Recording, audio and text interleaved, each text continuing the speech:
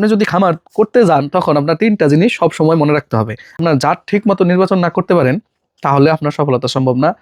মোটা তাজাকরণের সেক্টরটা এখানে আপনার মোটামুটি ভালো একটা ইনকাম বাৎসরিক। আসসালামু আলাইকুম ভিউয়ার্স, আমি এমজে এগ্রো থেকে নতুন একটা ভিডিও নিয়ে এসেছি। তো আজকের যে ভিডিওটা আলোচনা করবো এটা হলো খুব একটা মেজর একটা বিষয়। যারা নতুন করে খামার করতে চাইতেছেন তাদের জন্য এই ভিডিওটা অনেক গুরুত্বপূর্ণ। কারণ আজকের যে ভিডিওতে আমরা যে টপিকস নিয়ে আলোচনা করবো এটা হলো একটা খামারের মৌলিক যে ধারণাগুলো দরকার সেই ধারণাগুলো নিয়ে মূলত আজকে আলোচনা করবো। আর এটা হলো যে আপনি যদি খামার করতে যান তখন আপনার তিনটা জিনিস সব সময় মনে রাখতে হবে। আর এই তিনটা জিনিস হলো খাদ্য, জাত এবং পরিচালনা। এই তিনটা যদি একত্র না হয় তাহলে কখনোই খামার থেকে আপনি সফল বা এই খামার থেকে আপনি সফলতা আনতে পারবেন না। তো প্রথমে হলো জাতের যে বিষয়টা আছে এটা আমরা বলি। যদি আপনার জাত ঠিক মতো নির্বাচন না করতে পারেন তাহলে আপনার সফলতা সম্ভব না।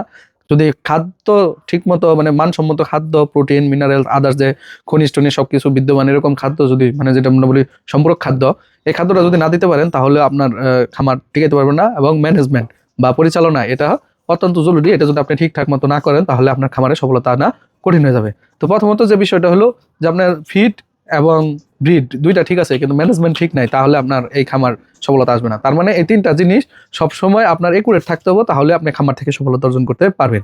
দেখা গেল যে আমরা যদি নিম্নমানের ব্রিড নিয়ে কাজ করি, আমি খাদ্য সম্পূর্ণ খাওয়াইলাম, আমি ওই পরিশ্রম করলাম, পর্যবেক্ষণ করলাম, সবকিছু তদারকি করলাম, ওষুধপত্র দিলাম, ঠিক টাইম মতো চিকিৎসা করলাম, কিন্তু আমার ওই জাতের কারণে কিন্তু আমার ওরকম প্রফিট আসবে না এবং আমি যেটা আশা করতেছি সেই পরিমাণ প্রফিট আমি পাবো না। তো আমরা প্রথমত আমরা জাতের সিলেকশনে যাব। তো অবশ্যই মোটা তাজাকরণের জন্য কিছু জাত আছে, শাহিওয়াল, ব্রাহ্মা, তারপরে হলস্টাইন ফ্রিজিয়ান। এগুলো দ্রুত ফ্লাগবি, এগুলো দ্রুত মোটা তাজা হয়। আমরা চেষ্টা করব এই টাইপের এই জাতগুলো হয়তো আমরা কম পালবো কিন্তু ভালো জাত পালবো আর কি। ভালো জাতের বাচ্চা নিয়ে আমরা কাজ করব বা ভালো জাতের গরু নিয়ে কাজ করব। ফিডের যে বিষয়টা আছে যে মূলত অনেকে এখন আছে পিলেট ফিড, যেটা আমরা বাজারে পাই, এ ধরনের খাবারগুলো খাওয়ায়, কিন্তু তার থাকতে ভালো হলো নিজে যদি প্রসেস করা যায়।